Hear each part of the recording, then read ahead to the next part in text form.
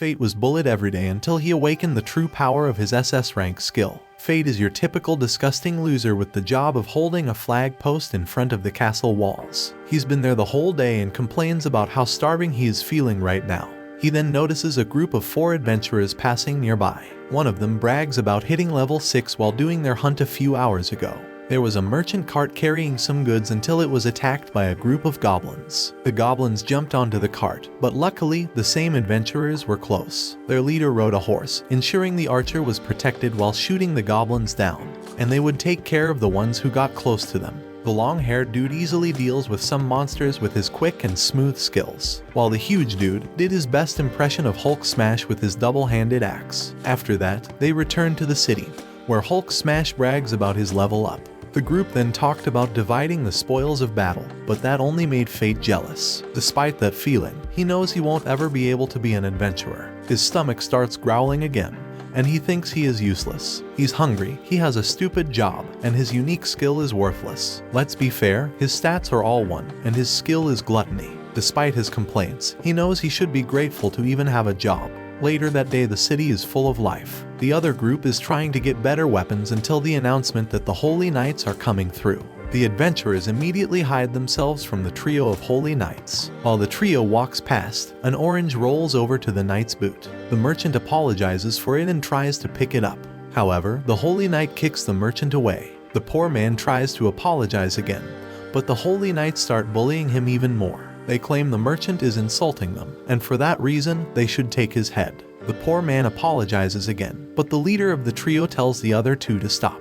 Before leaving, he tells the merchant to not let the same thing happen again. The trio walks away, calling the old man lucky. The group of adventurers were watching everything, but they find it hard to believe that Lady Roxy is a holy knight like them. We return to our useless Fate, who's still complaining about his hunger. Luckily, his shift is almost over, until the trio arrives. They ask if Fate did a proper job to fill in for them today. Fate lowers his head and confirms he did. The leader of the trio then drops a few coins on the floor as payment and tells Fate to pick it up. Fate complies and slowly starts picking the coins. Yet, one of the Holy Knights steps on his hand. He starts insulting Fate, saying that he is so filthy that he didn't notice him. And as you expect, Fate is a bullied person who has no way to fight back.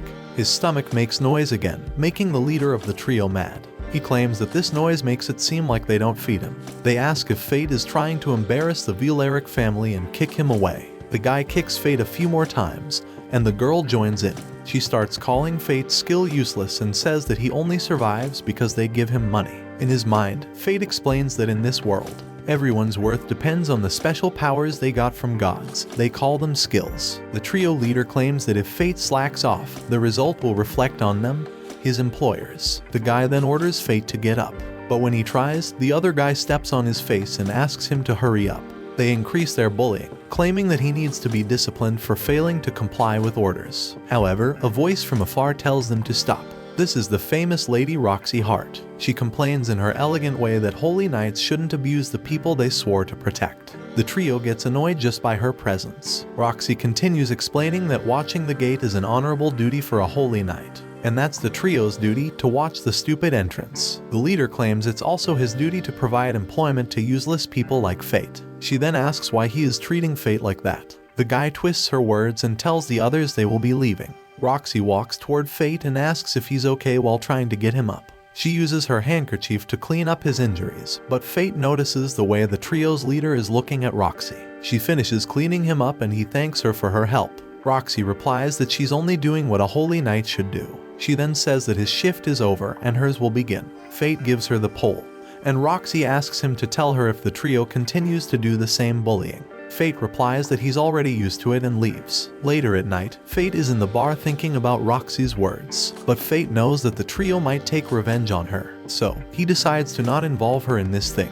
The bar owner comes to him and asks if the trio did the same as usual. He tells Fate if this keeps up, he will end up like the last guy. He says the trio gives their employees endless abuse and brutal labor, but they cannot prove it because the former employees didn't live enough to tell. Fate ignores the advice and thanks for the meal. The bar dude then says he will pray so that Fate doesn't end up like that. Meanwhile, Fate walks on the streets and his stomach is making noise again. Turns out his skill allows him to be always hungry. He calls that skill stupid and wishes he could have been born with something more useful. Not something that allowed him to become a holy knight, but something that could allow him to be a warrior, merchant, or craftsman. And that's the reality of this world. If his skill is trash, he will also be considered trash. Fate then suddenly stops and notices some thieves climbing up the walls. He starts running back to alert Roxy about the situation. Upon hearing the news, Roxy gives him the pool and says she will apprehend the thieves. He wishes her good luck, and she heads inside. Fate hears blades clashing and screams until they suddenly stop.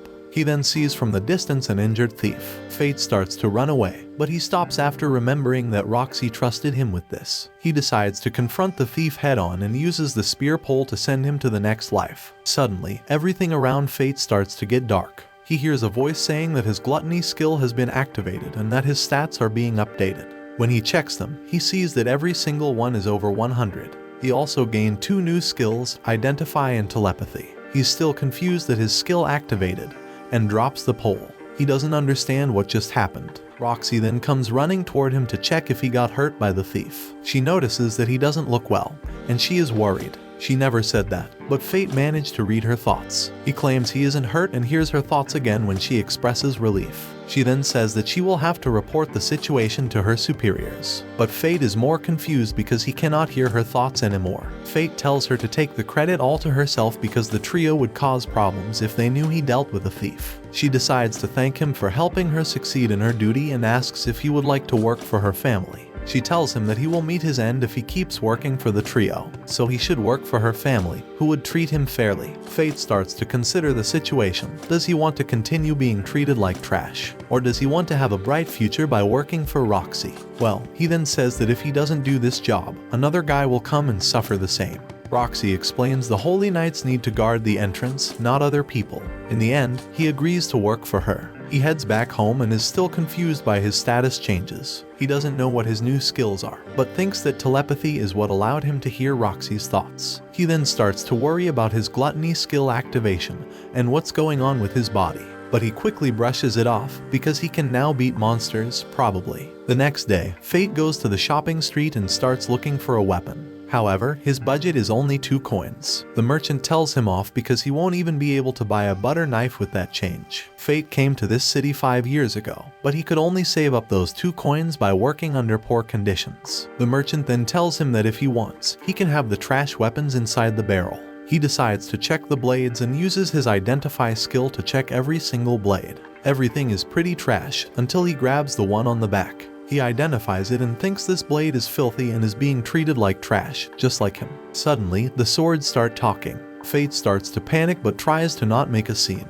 His skill allows him to know the name of the sword, Greed. The sword then tells him that if Fate buys it, the sword will make him stronger. The sword then calls him Gluttony. Fate is confused about how the sword knows. The sword explains they have a lot in common. Fate then makes his decision and buys the sword. Meanwhile, the trio is complaining because Roxy is trying to hire Fate without asking them. The girl wants to teach Roxy a lesson, but their leader couldn't care less. After all, there are more people who need a trashy job. The girl continues to complain about Roxy, but the guy explains that Roxy's family and theirs are part of the great 5 families that support the kingdom. So, acting against her will raise some problems. The guy then says it's time for him to go to the military district. But the girl is confused. She asks why he cares so much about it. The guy then explains he wants to know about the study on how to become immortal. The girl is confused and starts laughing it off while the leader walks away. Meanwhile, Fate goes to the outskirts of the city with his new sword. The sword keeps repeating his name, just because it wants to memorize it. The sword then says that enemies come, and Fate starts to panic. A goblin jumps on him, but Fate's eyes change, and he slices the goblin in one slash. The other voice speaks again, explaining that Gluttony was activated and will increase his stats. He also gained the Strength Boost skill. Fate is confused that this happened again, but there are more goblins around. Greed starts laughing and explains that goblins always appear in groups. They all dash to attack Fate, but he manages to parry and slice them one after one. His gluttony skill keeps activating every time he defeats a goblin. A few hours later, Fate finally manages to defeat hundreds of goblins. He now has a few more skills, but his stats are now crazy. His lowest stat is nearly 500, and his strength is triple of that. Greed then asks if Fate stopped being hungry. Fate is initially confused, but he realizes that his stomach never made noise today. Fate then asks Greed what this is all about. He thought that people could only have the skills they were born with. Greed explains it's all because of gluttony. Normally, people must fight and win battles to increase their stats or level up. However, gluttony is a cheat skill. It steals the stats and skills of whatever he defeats. The only problem is that he cannot get experience and level up. Fate asks how Greed knows about it, and the sword explains they're the same. Despite being confused, Fate notices the adventurers group coming in his direction. Greed tells him that he shouldn't let people know about his gluttony skill because it defies the divine law. Fate realizes what this means and decides that he cannot party up. He must always fight alone. Greed then tells him that he's not alone, because Greed is with him. Fate accepts those words and decides to return. Yet, Greed stops him from returning without collecting the goblin's ears. Fate is confused, but Greed explains that he will get paid if he sells them. Fate starts regretting killing so many goblins but manages to do it and get paid.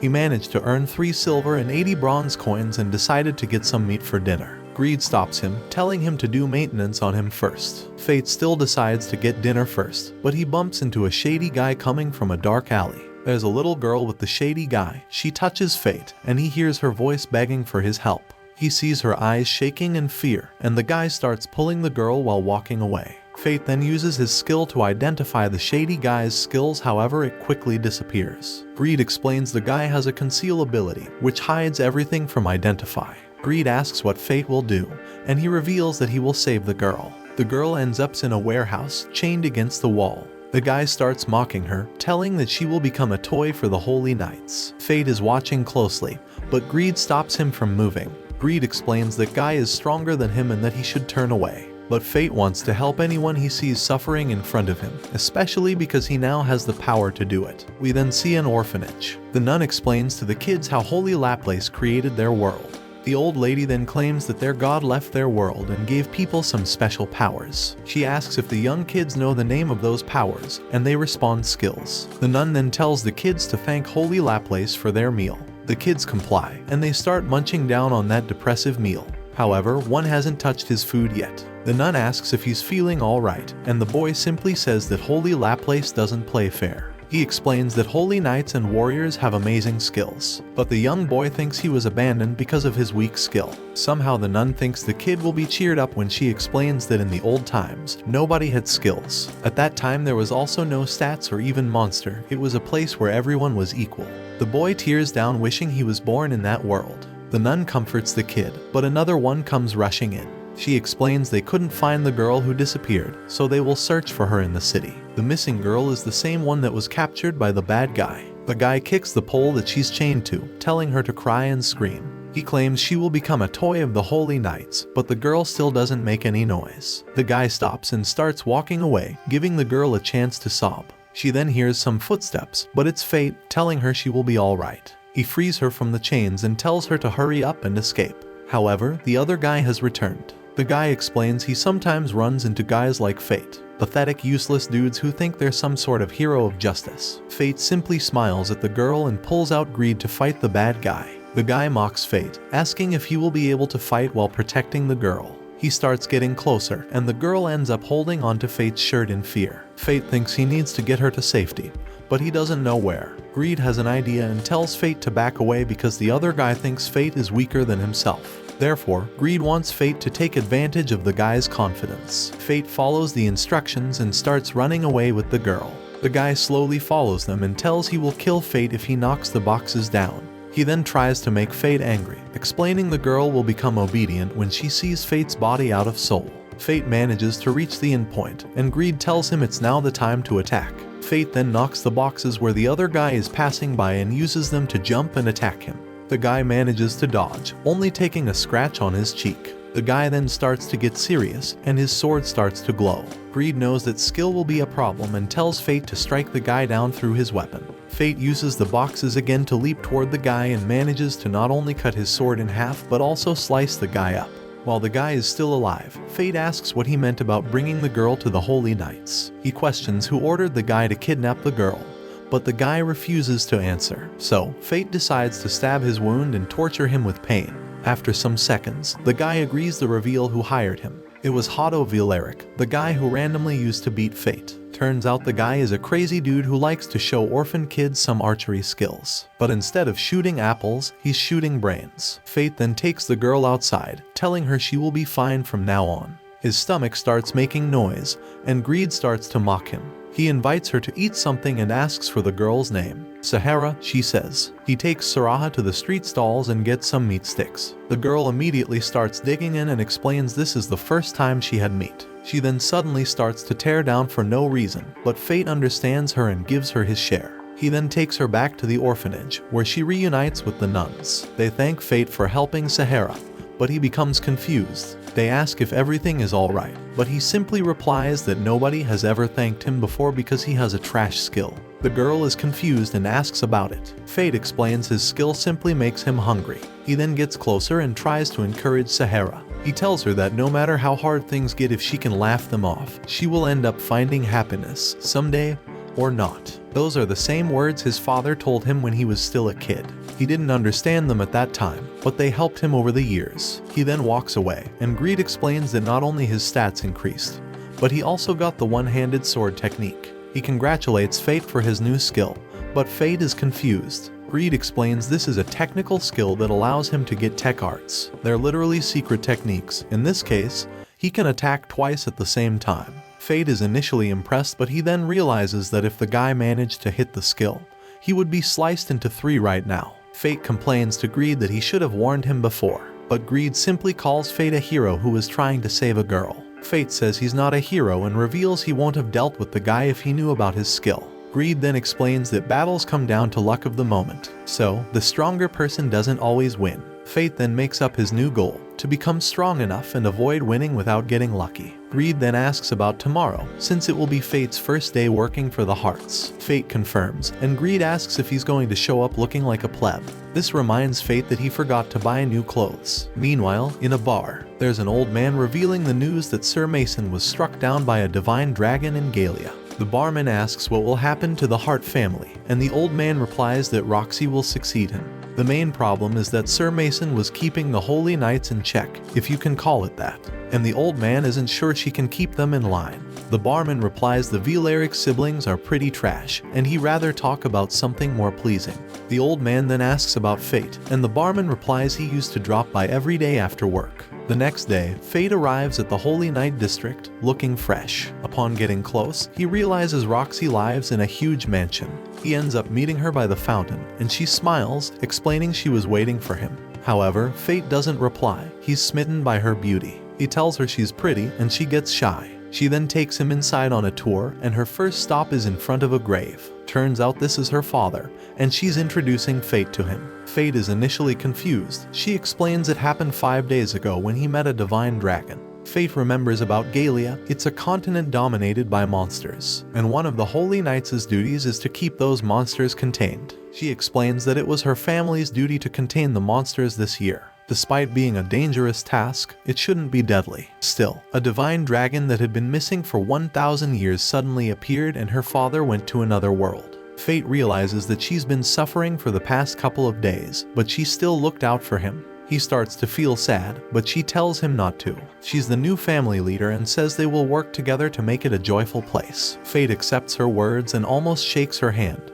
but he realizes that it will activate telepathy, so he points to somewhere else. Luckily, the maid chef, Haru, appears in that same place. Roxy introduces the two to each other, and she immediately starts threatening Fate, telling him to behave like a proper servant. But first, they must have lunch. Fate starts devouring some meat and acting like a guy who only ate once in his life. Haru, of course, gets annoyed because that's not how a proper servant should behave. Turns out, Fate is later tasked with trimming the bushes every day. He must keep them tidy and clean for a whole week. The other servants mention he should take some breaks and not overwork, but they also mention they always thought Fate was a weirdo because he talks to his sword. Plus, he behaves like a maniac when he eats meat. Fate only answers the meat part, explaining the last time he ate it was 5 years ago. The old servants start laughing it off until Fate's stomach starts making noise. They tell him they just had lunch and ask if he did eat. Haru then appears, explaining that Roxy wants to see him. He follows Haru but finds it weird about his stomach situation. Haru takes him to another part of the garden,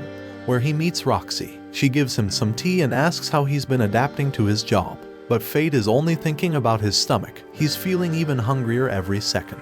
Roxy literally shouts Faye several times until he returns to reality. That was the same name his father used to call him. He explained it to her and she asked about him. He reveals that his father died in a monster hunt. He asks her why she called him Faye, but she simply calls it a nickname for fate. And since he's been working for her, he's literally family. The guy misunderstands the whole thing, like a teenager who just saw a girl smile at him. Suddenly, he starts to feel dizzy and collapses. He wakes up in his room at night and reads a note. It's from Roxy, asking him to take a day off and rest. Fate decides to ask Greed why he's feeling hungrier, and the reason why he collapsed. Greed is surprised that Fate is only asking about that right now. He's been feeling hungrier for quite some time, but he's been able to control it until today. Greed explains that once the gluttony skill gets a taste of souls, it cannot be stopped. Fate is confused, but Greed explains the more he devours, the stronger he will get. But that will also make him want to devour more and more.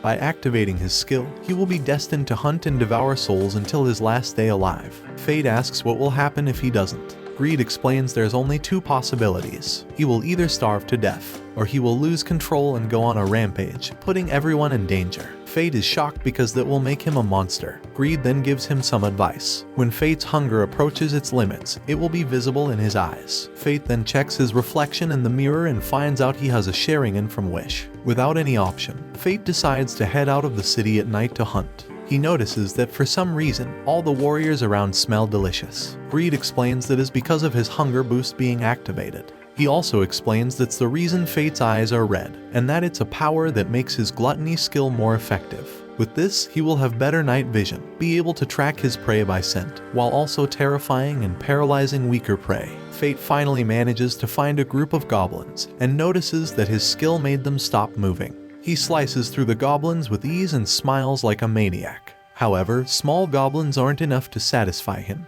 Greed tells him to head over to the hobgoblin forests. He follows those instructions and he meets some hobgoblins. He starts slicing them up, but it's never enough to free him from his hunger. After a huge hunt, he finally manages to stop feeling hungry. He doesn't want to feel like this again. Greed tells him that he must hunt monsters from time to time. Suddenly, the ground starts shaking. Fate hides and notices a huge monster carrying a human in hand. Greed explains this is a goblin king. Fate's eyes immediately change, and Greed explains they have similar stats, but the goblin has health regeneration. Greed explains it heals the wounds, enabling it to fight for a long period of time. The goblin king sits down and enjoys his human dessert. This gives Fate the opportunity to climb a tree and strike the goblin king's arm. However, Fate gets distracted to see the human dessert laying on the ground. The monster tries to smash him, but Fate manages to dodge its hits. He's clearly afraid of the attacks, but Greed tells him to trust him and rush in. Fate follows and manages to not only block the monster's attacks but also slice him down. The gluttony skill activates again, making Fate reach a whole new level. He now has several skills, and all his starts reach 5 digits. He then sits down, exhausted, and Greed says that the real deal will begin now. He explains that Fate's stats can now use Greed's first level. Fate is confused, but Greed says it's another form. Greed explains that he can get new functions if Fate offers him his stats, but that will cost every single stat point. Fate refuses, but Greed explains that if he doesn't, he won't be able to use him anymore. He then says that Fate can either be strong by himself, or he can make him Greed strong, and they work together. Fate decides to accept the deal and gives him his stats. Greed then starts transforming into a magic bow. He just needs to draw the bow and the arrow will appear. Fate decides to test it, and turns out the arrow can track the target, easily defeating a goblin that was nearby. He then decides to take the Goblin King's ears and drops them at Saraha's orphanage. He hopes the nuns will be able to feed the kids for a while. The next day, Roxy tries to sneak out of the house. Fate doesn't recognize her and tells her to stop moving, thinking she is a thief. She gets a jump scare and turns around. Fate apologizes for scaring her, mentioning she looks different than usual. He asks if she is heading to the castle, but she simply replies that she will go into town on a secret inspection. She tells Fate to not tell anyone, especially Haru, who will scold her for dressing that way. Fate promises to keep it a secret and tries to return to work. Roxy then decides to make it a date in her head. She tells him that Fate will escort her during the inspection. The two head off, but Roxy seems to be having too much fun. He tells her to slow down, but she tells him to stop calling her Roxy, otherwise, people will notice her. She then asks him to call her Lexi. Greed is making fun of Fate, who tells the sword to shut up. Roxy thinks those words were for her and apologizes for being annoying. He tries to dodge a bullet, and she feels relieved, explaining she's happy to hang out with him. Greed mocks their romantic moment, but Fate is tired of it and tries to throw it away. But Roxy stops him, telling him he cannot treat his weapon that way. She then realizes that she never took a look at his sword before. Fate realizes he's a big problem because someone with a worthless skill like him shouldn't have a sword. Plus, he cannot tell anyone about his gluttony skill. He ends up dropping the sword and Roxy picks it up. After taking a quick look, Roxy says that Greed needs some maintenance and promises to take him to her family's blacksmith. They then continue walking, and Fate tells Greed that he will finally be polished. But Greed doesn't reply. He tries to check what's going on, but Greed is simply taking his moment after being touched by Roxy. He then mentions that Roxy smells nice, making Fate want to throw him away. However, Roxy tells him to hurry up. They leave the alleyway and step into the city streets. It's filled with life, merchants, and all kinds of people. Roxy sees some good-looking grapes and stops. The merchant proudly explains those are from the Hart family vineyard. She wants to have a taste, and the merchant gives her two. Fate tastes one and finds it quite delicious. Roxy ends up spilling the beans, mentioning that it was cultivated at home. The merchant gets confused by her statement. Fate realizes she might be discovered, but Greed gives him an idea. Fate steps in, explaining to the merchant that one of her relatives works for the Hart family. The merchant gets convinced and walks away. She thanks him for saving her, but everyone's attention is drawn to something else. The Holy Knights are coming. The entire mood of the city vanishes away. Everyone goes silent and tries to look away. They're worried, not knowing what the Holy Knight is doing here. They all think the low-rank Holy Knights have been abusing their power ever since Roxy's father passed away. Yet, Fate's stomach makes noise when the guy is passing by. Greed makes fun of it, but the Holy Knight gets offended. He asks who made that noise and gets near Fate. Fate gets on his knees and tries to apologize, but the Holy Knight says he can't hear him. The knight is about to kick Fate's head, but Roxy intervenes. She explains Fate already apologized, but the brainless dude now starts picking on Roxy. He wonders who's this girl who's trying to talk back to a Holy Knight. But when he looks at her, he almost recognizes her. Everyone around then asks if that's not Roxy from the Hart family. Fate gets worried everyone will find the truth. But Greed gives him a plan to pretend they're lovers. Fate is so shocked that he repeats it out loud. Roxy hears it and thinks it's a great idea. She helps Fate get up and tries to play it up. She says that she prepared breakfast for him, but he didn't eat it. Fate tries to play it out, and they end up having their improvised romantic moment, to the point where even Greed thinks this is becoming quite awkward. Roxy is quite enjoying it and apologizes to the knight before walking away. Everyone then starts thinking that cannot be Roxy Hart, because Holy Knights cannot cook at all. The citizens disperse away, and Roxy drags Fate into an alleyway. She then thinks that she never linked arms with a boy before. But guess what? Fate can hear her thoughts. He hears that her heart is having quite a race and apologizes while distancing himself. She lies, saying that she's used to it, and starts happily walking away. Fate gets down, thinking it might be tough for him to escort Roxy. He notices that she stopped by a stall and sees her looking at a red gem. She explains that she's interested in them because she's a girl. She then notices some sort of rocks and asks the merchant if those are also gems. The merchant explains that's ore, it can have a gem inside or not. It's a try your luck buy. The merchant reveals it costs 10 bronze coins per ore and asks if she wants to try it. Greed explains that Fate can easily find out the best ones using his identify skill. Fate then tries to look at the rocks until he notices Roxy simply looking at a blue gem. He realizes that she seems like a normal girl instead of a holy knight. The merchant takes advantage of the moment, proposing a discount if Fate buys the gem to his girl. Fate gets shy, and Roxy decides to simply walk away. He follows her, and she asks if Fate has any warrior acquaintance. Fate asks about Minerva and Oliver, but Roxy explains she needs to talk to active warriors, not retired ones. He gets curious, but they're interrupted when they hear a conversation about the Goblin Massacre. Turns out people think it was a high-level monster who did it. Roxy then starts chasing the two guys who were talking about it. One of them thinks the monster theory is stupid because the Goblin King ears were donated to an orphanage. Roxy then interrupts the guys and asks about the details. She asks if they know anything about the roaming monster, but they don't and walk away. She then asks Fate to take her to where the warriors gather. He then realizes that Roxy is investigating the wandering monster who appeared around the city in the last few days. You also know him by Fate. He takes her to the bar and the barman, who thought Fate was dead, is surprised to see him alive. He introduces Roxy as his coworker, but the barman starts picking him up, mentioning that he disappeared for a while and now brings his girl. Fate gets flustered and worried that Roxy will be offended. Greed even mentions that he could lose his head. Roxy reacts by destroying her cup, not because she's angry, but because that's what she wants, to be clapped. They have a huge meal, and the barman explains what he knows about the mysterious goblin wiper. He literally explains that a warrior found a pile of goblins with their ears still intact. Roxy is confused because everyone would take the ears off to sell them for money. Therefore, she thinks it's a wandering monster that has migrated from another region. The barman explains that will be bad for business, making Fate confused. The barman goes into detail, saying that people must pass through the goblin plains if they want to do business in or out of the city. Therefore, people won't want to travel and it will destroy the city's economy. Fate starts realizing his mistake when an old man gets inside the bar. He thinks he's seeing a ghost because he also thought that Fate was dead. Turns out the old man also has some information.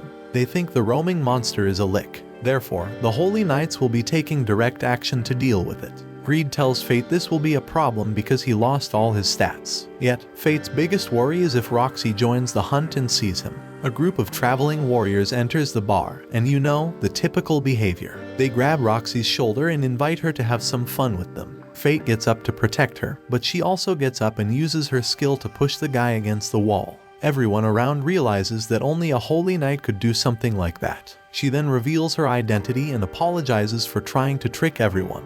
The warriors get on their knees to apologize in fear. They even try to pay her to stay alive. She tells them to put their money away because she doesn't want people to fear the Holy Knights, a group that should be protecting the weak. She reveals that she shares her late father's dream, to live in a world where everyone could laugh without caring about their status. The old man then realizes that Roxy is just like her father. At that moment, Fate promises to himself that he will follow Roxy until she accomplishes that dream.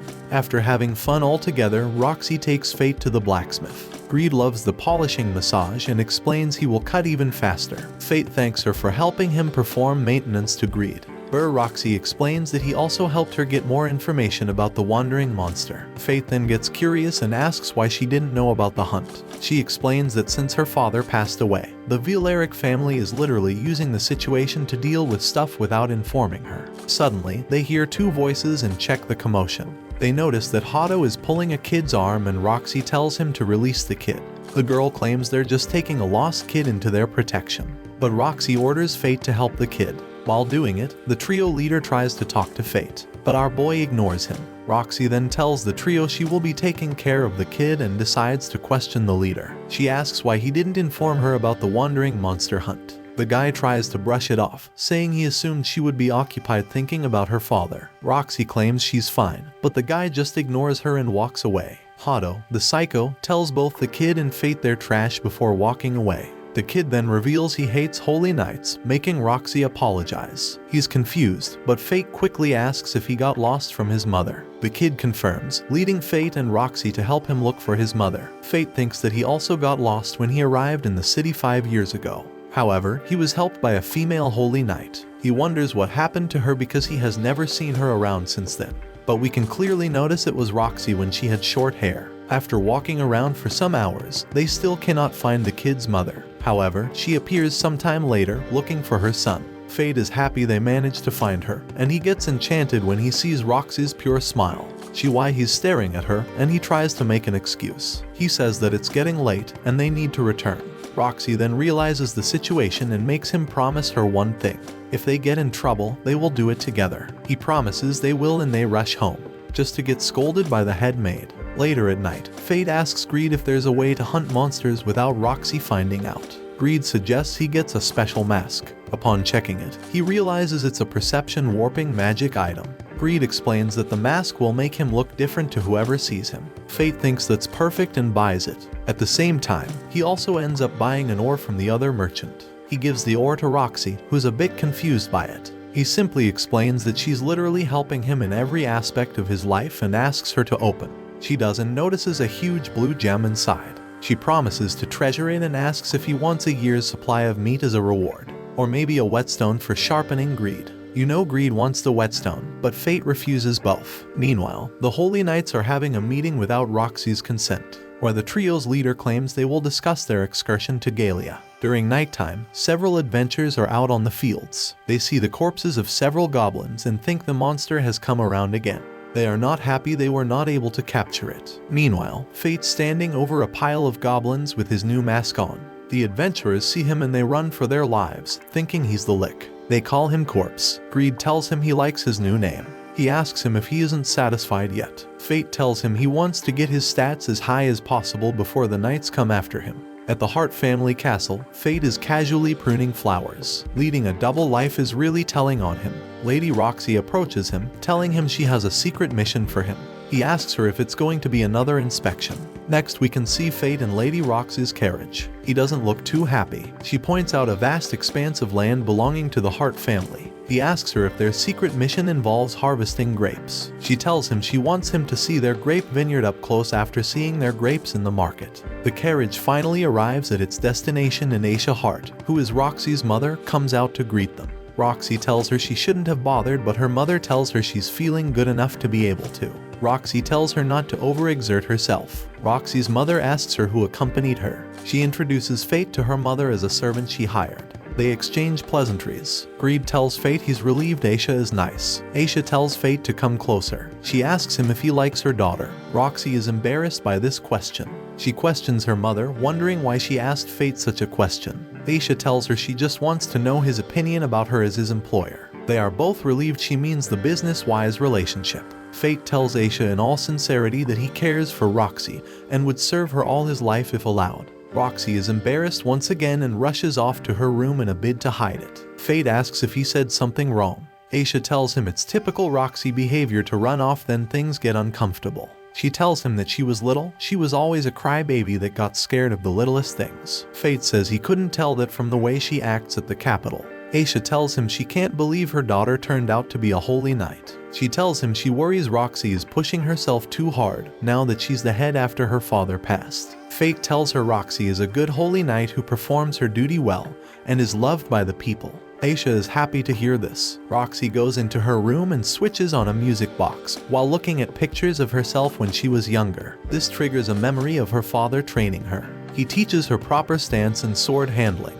He is so proud she became a magic knight at such a young age. She tells him she wants to be just like him and be able to laugh along with the people. He tells her she chose the right path as a member of the Hart family. She comes back to the present, telling a figurine of her father that she has yet to fulfill her promise. At the vineyard, Fate joins other servants to harvest grapes. One of the servants offers him a cup of freshly juiced grapes. Fate thanks him. He takes a sip and compliments its sweetness. The servant explains how the lords and servants have worked together to make the grapes have such great flavor. Fate asks if Sir Mason also had a hand in this. The servant tells him he heard the sad news of his passing. He tells Fate they weren't sure Roxy would come around for the harvest because of that.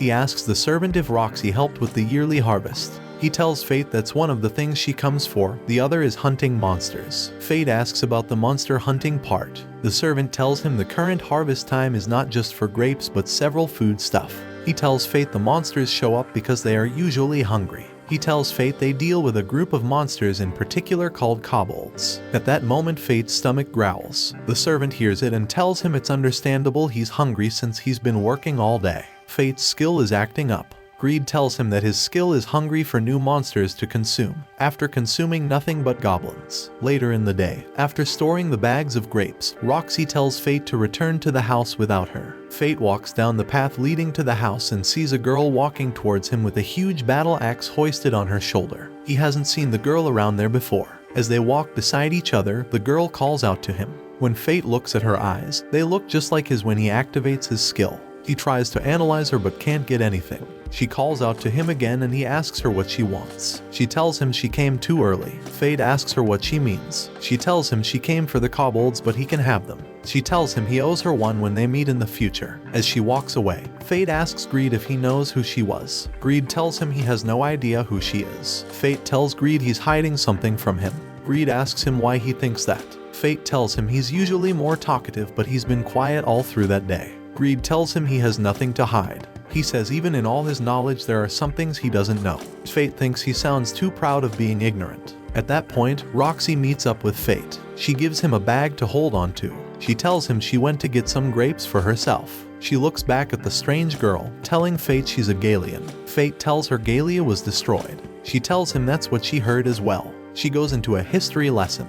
She tells him 4,000 years ago Galia was a strong nation until a surge of monsters caused its collapse by eliminating all its citizens. Fate tells her apparently some citizens survived. She tells him she hasn't seen such a full-blooded Galian before. She tells Fate they should both head to the house together. Fate tells her he knows about her monster hunt and asks her if she'll be okay. She tells him she won't be alone because some warriors will accompany her. She also tells him he shouldn't worry since she's a magic knight after all. She turns back to flex her muscles but drops her basket of grapes in the process. The next day the vineyard is now a shadow of itself. The servants come to see it completely cleared out by the monsters and they're not happy about this. Next we see the monsters close to a stream. Fate, Roxy and some warriors are watching them behind the cover of some trees close to the stream. Fate asks Roxy if the monsters are kobolds. One of the soldiers notices monsters within a bush. He points everyone's attention to it and a giant kobold emerges. Both Fate and Roxy are surprised by the appearance of the monster. They've never seen a kobold that huge before. Fate's mouth starts to water and his skill yearns for some kobold dish. Greed tells him his mouth is watering because he's nearly out of time. Fate doesn't want to enter his starvation state while close to Roxy. He analyzes the monster to see its level and unique attributes. Greed tells him it's a crowned beast. Fate doesn't know what that is. Greed tells him it's a monster born from the accumulation of aggression over a long time. He tells him it's nothing like the usual monsters and could be very difficult to deal with. They all retreat to come up with a plan. The soldiers and the villagers are scared and don't know what to do. Roxy assures them she'll slag the beast since she's a holy knight. She tells them she will dedicate her power to protect them all. While she reassures them, Greed tells Fate she can't handle the monster on her own because she's too young. Meanwhile, Roxy tells the soldiers to prepare for battle, but they tell her they'll need until the next day to be fully prepared. She tells them to do what they must. Greed asks Fate his next course of action. Fate thinks a level 50 monster is too much for him to handle at that moment. However, he thinks he can't just ignore all that's happening, and worst of all, he can't let any harm come to Roxy. Fate decides to take on the monsters all by himself. Fate goes back to the stream to find the kobolds there. The crowned beast has some kobold warriors guarding it, with several junior kobolds moving with the pack as well. Greed asks Fate for his next course of action. Fate tells him he's going to fight like a glutton. He pulls him out and takes down several junior kobolds. He shoots at the crowned beast, but it uses one of its warriors to block the shot. The others try to protect the crowned beast, but Fate takes them down. After taking down all the kobolds and his gluttony skill absorbing their skills, he's not convinced he has enough to take down the crowned beast. He shoots at the crowned beast, thinking he can bring him down, but it catches both his arrows. Both Greed and Fate are surprised he caught it. Greed tells Fate to get close to it and fight it with his sword form. Fate rushes in without thinking. The crowned beast releases a skill which Greed warns Fate about, but it's too late. Fate is hit by the skill, but he manages to heal himself. The crowned beast launches the skill again, which knocks Fate out. Greed tries to get him back on his feet, but he doesn't respond. The crowned beast tries to land the finishing blow, but it loses its arm in a split second. Fate is back on his feet. Greed praises him for tricking the crowned beast into thinking he was knocked out cold. The crowned beast launches its skill again, but Fate dodges out of the way. But he is hit mid-air by a kobold warrior. Fate ends the kobold warrior and absorbs his stats with his gluttony skill. At this point, Greed tells him he can use his first level hidden art, but he will need 10% of his stats for it. Fate tells him to take it so they can end the crowned beast. Greed transforms into a huge special bow. As Fate charges Greed's skill, the crowned beast also charges his skill. They both launch their skills at the same time, but Greed's skill surpasses that of the crowned king. It literally gives him a shortcut to heaven. Greed tells Fate the regeneration skill he got from the Goblin King has already healed him. Fate is exhausted from the fight. Fate tells Greed his skill was overkill when he sees the after effect. Fate's skill activates and he feels like he's in a frenzy. Greed tells him he is overloaded from devouring a monster with a higher level than him. He tells Fate to try to hold it in or he'll enter a state worse than his starvation state. Fate falls to his knees and screams out in pain. The next day, Roxy and the soldiers arrive at the lake to see the slain kobolds. They see sword and arrow marks and Roxy thinks they were caused by magic. She sees the after effect of Greed's skill, wondering who could have done such a thing. Back at the house, Roxy is explaining everything to Aisha with Fate sitting close to her as well. Fate apologizes internally. Aisha asks Roxy who could have done such a thing. Roxy wrongly thinks it was the Gallian girl she saw the previous day. Fate is happy she doesn't suspect him. Roxy is happy the kobolds were taken down and they can return to the capital. Aisha is happy. Roxy looks so excited around Fate. Later in the day, Aisha calls Fate to her bedroom and asks him to stay by Roxy's side to support her. Fate doesn't think he's worthy, but Aisha tells him he just needs to have a desire to help her. She tells him that was how she was able to support her husband though she was a commoner. She tells Fate that having a single magic knight parent caused a bit of problems for Roxy. At that point she coughs for a while and Fate rushes to hold her up. She tells him her time is running out, which is why she wants him to look out for Roxy in her place. She begs him and tells him to take his time to think about it. Fate agrees. The next day they leave the house in their carriage and head back to the capital. Fate thinks he's not worthy of the duty given to him by Aisha since he's deceiving the world by carrying the gluttony skill. At night Fate slays more goblins, but he's still in his starvation state. He wonders why his hunger isn't satiated. Greed tells him goblins are not enough to do that anymore. Fate tells him there are no monsters other than goblins around there. Greed tells him he has to come up with something because time is running out. The next day Fate is at the tavern with an eye patch over his right eye. He thinks he's not worthy to stand before Roxy. The door to the tavern opens and the bartender's friend comes in. He tells the bartender Sir Hado is going to join the hunt for corpse. Fate is surprised by this. The bartender tells his friend it's Sir Hado's way of getting some glory from completing an easy task. His friends tell him Sir Hado is better off going for the Galia expedition. The bartender tells him Sir Hado only goes where it's safest for him. Fate is surprised there's another expedition so soon after Sir Mason's death. The bartender's friend tells him everything will be in place soon and he hopes things will work out well this time. Fate is shocked. At the knight's house, several knights are preparing to head off for the expedition, including Roxy and the trio knights. Before leaving, Roxy visits her father's grave and tells him all that's happened, asking him to watch over her. Fate advises her not to go because she might not return. She tells him she has decided to go and walks away. Greed tells Fate the Vuelarix family arranged for the Galia expedition because they have something against the Hart family. The trio knights are happy they'll be able to get rid of Roxy once and for all. While Hado will be going for the Galia expedition with the hopes of doing away with Roxy, the other two will be going to another city for research. Hado thinks they're hiding something from him and wants in on what they will be going to do. Raphael just tells him to make sure he takes care of Roxy. Later at night, though Fate cannot disobey direct orders or protect Roxy, there is one thing he can do. He stands in the way of Sir Hado and his patrol. Sir Hado comes face to face with him, happy to have found corpse. Fate activates his skill. Watch this next video. See you on the next one.